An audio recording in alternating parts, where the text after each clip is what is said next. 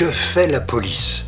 Comme disait Claude Jaget, le plus court chemin d'un point à un autre reste la ligne droite, mais le zigzag, c'est plus rigolo.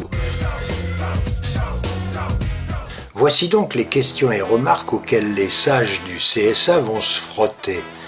D'abord, prendre conscience que le scandale de numéro 23 exprime un ras-le-bol chez les acteurs de la culture et de la communication et une défiance grandissante à l'égard des énarques.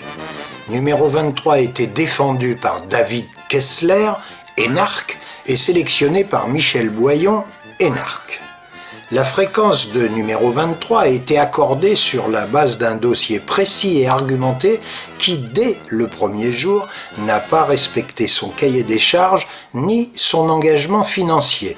Prenons l'exemple de l'équipe 21.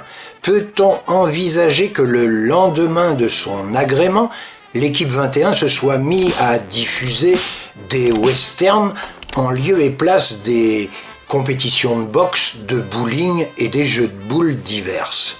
Hallucinant, non?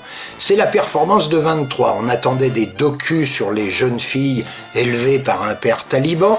On espérait de l'émotion et de la compassion face aux problèmes des minorités. Et on s'est retrouvé devant des films de tatoueurs à la chaîne. Pas de sanction.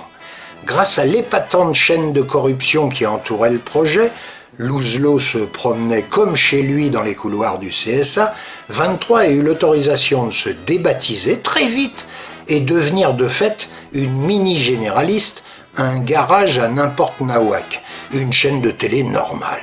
Pas de sanction. Lors de son audition, la durée d'attente pour la vente de la fréquence était de 5 ans, mais très vite, une sorte de décret autorisait cette cession au bout de 2 ans et demi. Je ne savais pas qu'une telle décision devenait rétroactive. Pas de sanction. Depuis l'autorisation, le CSA cherche à obtenir le pacte d'actionnaires qui pilote et finance cette usine à gaz et surtout cette usine à perte. Aucune réponse pendant 2 ans. Les vrais acteurs de la diversité ont été utilisés le temps de l'instruction, puis éjectés dès l'autorisation obtenue. Comment peut-on avoir les moyens de ses ambitions le jour de l'examen et ne plus les avoir le lendemain? Louzlot et ses actionnaires de 23 mentent.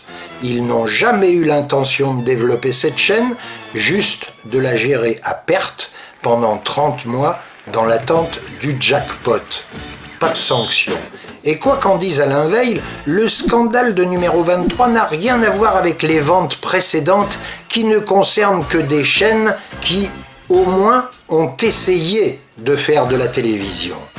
Bolloré peut vous le dire, ça coûte très cher de jouer dans la cour des grands. Dans le cas de 23, c'est juste une affaire de corruption, pas de sanction. Une embrouille avec préméditation. Et dans ce cas précis, M. Schramek doit faire preuve de courage et ne pas laisser le champ libre aux rapaces et autres sautopafs.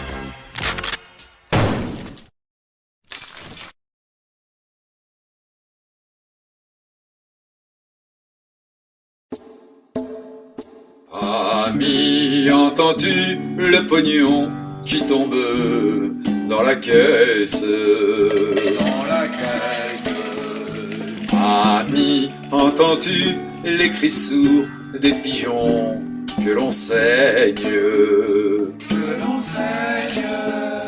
Oh, et actionnaires, jeunes patrons et vieux banquiers, c'est la fête. C'est la fête.